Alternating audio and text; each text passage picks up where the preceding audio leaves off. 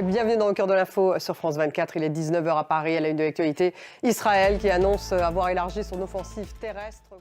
19h10, le débat il est consacré à l'élection présidentielle aux États-Unis. Il reste un mois à Kamala Harris et à Donald Trump avant le scrutin. Alors qu'est-ce qui sera déterminant lors de ces dernières semaines de campagne? Quelles sont les stratégies de communication des deux candidats? Quel est l'impact du conflit au Moyen-Orient sur le scrutin? Voilà les questions que nous allons poser à nos invités. 19h10, le débat. Actualité au Proche-Orient avec les frappes israéliennes sur la banlieue sud de Beyrouth aujourd'hui et dans le sud du Liban qui ont déjà fait plus de 2000 morts. Le numéro 2 du Hezbollah a laissé la porte ouverte à un cessez-le-feu négocié dans son conflit avec Israël. Il semblerait que le successeur d'Hassan Nasrallah ait été éliminé. C'est en tout cas une déclaration de Yoav Gallant, le ministre de la Défense israélien, qui a d'ailleurs décrit le Hezbollah comme une organisation sans chef, je cite.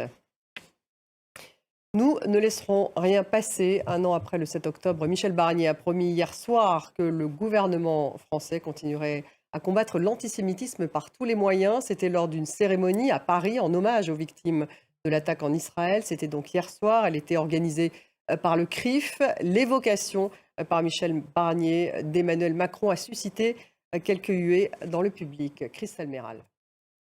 En Martinique, ces nouveaux affrontements violents où les manifestations contre la vie chère se poursuivent. 11 policiers ont été blessés la nuit dernière. On fait un point en image avec Alexandre Portès et les équipes de Martinique, la première.